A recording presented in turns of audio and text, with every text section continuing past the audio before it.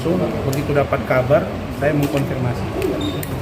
Saya coba konfirmasi langsung ke Ibu Fiorucci, istrinya, tetapi ternyata beliau tidak angkat. Lalu kemudian saya konfirmasi ke staf beliau yang dekat dengan beliau, yaitu Saudara Acil, dan beliau angkat. Jadi pertama saya bilang, Cil, saya dapat kiriman bahwa Pak Alvin meninggal. Apakah itu benar? Dia bilang benar, Pak. Baru aja meninggal. Nah, karena saya sudah terlanjur akan mandi dengan keluarga di salah satu tempat di Jakarta Pusat, jadi saya teruskan mandi sambil saya membuat video. Dan setelah selesai mandi, saya langsung datang ke sini. Dan tadi, alhamdulillah saya sudah bertemu dengan Ibu Fiorucci, istrinya, bertemu juga dengan putrinya, satu-satunya Kate Victoria Lim. Dan saya tadi menanya, saya tanya apa sakit beliau, dan tadi dijelaskan bahwa tadi pagi posisinya drop. Jadi berita bahwa beliau cuci darah hari ini nggak benar. Cuci darah itu dia Sabtu. Jadi dalam seminggu itu kalau saya nggak salah 3 kali atau 4 kali beliau cuci darah. Dan ya ternyata Tuhan berkehendak lain. Kenapa saya bilang berkehendak lain? Besok itu kan Senin. Besok itu seharusnya menurut keterangan keluarganya itu hasil dari dokter Cina itu besok. Apakah dia dapat melakukan cangkok atau tidak? Karena infeksi di saluran suling cuci darahnya. Dan mereka memang disuruh pulang oleh dokternya menunggu hasil besok. Makanya dia pulang. Karena Pak Alvin ini kan orangnya nggak betah. Kalau di rumah saja, di rumah sakit, dia ingin kerja. Karena spirit hidup dia tinggi. Jadi ternyata tadi pagi dia drop. Kemudian makin kelihatan tidak berdaya oleh pihak keluarga, larikan ke rumah sakit Mayapada.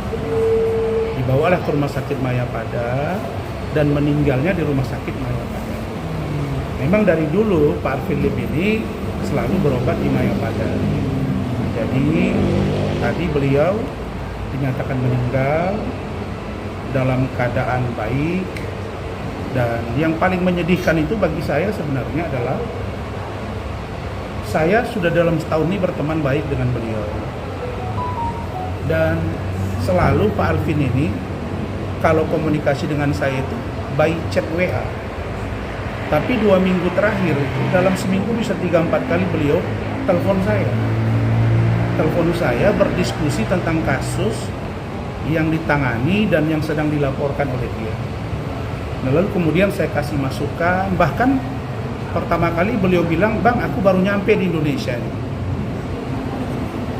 Dan tolong Bang ya, supaya kasus yang beliau panggil saya saudara, saudaraku, saya panggil dia saudaraku, kadang dia panggil abang, panggil bapak.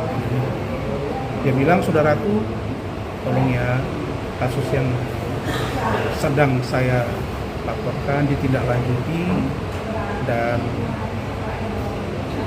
kalau nanti ada perdamaian itulah yang saya mau. Dia bilang pesan ke saya, ini saya buka saja, Bang, tolong hubungi Pak Herwanto. Saya ingin berbaikan dengan beliau. Tolong hubungi Novel. Saya ingin berbaikan dengan beliau. Tolong hubungi Pak Irjen Pol Riki Sitohang. Saya ingin berbaikan. Itu semua dia sampaikan. Dan itu saya teruskan. Boleh kalian tanya Bang Riki, saya telepon 1, 2, bahkan sampai 3 kali mengajak Bang Riki duduk. Dan sudah kita agendakan di Senin. Dalam minggu ini akan duduk. Nah, Herwanto juga ada di situ. Nah, jadi Adinda Herwanto juga saya telepon. Adinda, kita duduk ya dengan Pak Alvin Lim. Oh siap Bang. Jadi ini sudah semuanya menyatakan bersedia. Pak Alvin Lim pun dia dengan senang. Oke Bang, kalau bisa secepatnya. Nah kemudian juga Bang Riki juga. Nah ini Bang Riki juga akan datang ke sini. Kemudian Irwanto juga datang. Nah Novi juga sudah kita komunikasikan. Nah ternyata Tuhan berkehendak lain. Besok seharusnya saya, Pak Alvin Lim, Bang Togar Situmorang, kemudian Bang Andar Situmorang, kami akan preskon. Sudah diagendakan di apartemen beliau. Setelah itu akan bareng-bareng ke Mabes Polri. Tetapi karena faktanya begini, tentulah kita berduka dan nanti kita akan lihat tindak lanjutnya. Jadi saya melihat dari sosok seorang Alvin Lim adalah seorang yang pemberani, yang konsisten. Banyak orang yang bilang dia nekat, dia ngomong A, B, C keras tanpa tedeng aling-aling. Saya pernah tanya ke dia, saudaraku ngomong begini itu keras banget ya. Ini kan bisa jadi jatuh fitnah. Udahlah Bang, apa yang saya alami, apa yang saya rasakan itu yang saya omongkan.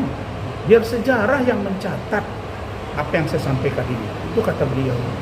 Jadi semua konsekuensi saya siap. Karena saya untuk mati pun sudah siap. Wah ini yang saya agak ngeri kan, kalimat-kalimat ini. Dan dia bilang, saya ingin di akhir hayat saya akan berjuang untuk apa yang saya yakini. Tiba-tiba 2 hari yang lalu dia telepon saya, Bang ini ada hadiah ulang tahun, hadiah tahun baru.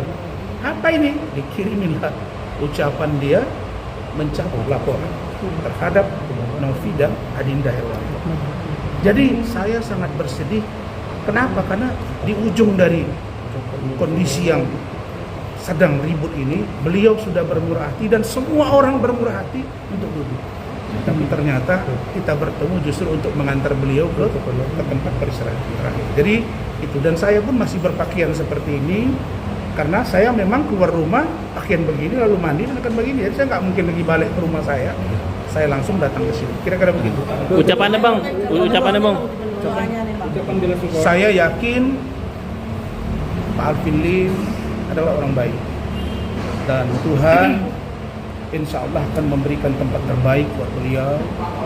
Dan saya yakin tadi ketika saya bicara dengan Kate, dengan Ibu Vio, istrinya juga dan anaknya dan juga keluarganya, bahwa mudah-mudahan perjuangan beliau akan diteruskan oleh Kate dan tim beliau di Kosan TV, dan saya akan meneruskan banyak hal yang kami diskusi tentang keberanian dari seorang lawyer, dan saya akan meneruskan. Saudaraku, mungkin saudaraku Alvin Lim berada di alam yang berbeda, tapi percayalah, saya Razman Arif Nasution dan teman-teman akan berupaya menegakkan hukum sesuai dengan cita-citamu, yaitu bagaimana lawyer, penegak hukum yang lain, polisi, jaksa, KPK, pengadilan, kita sama-sama penegak hukum, mari kita menempatkan sesuai dengan tugas pokok.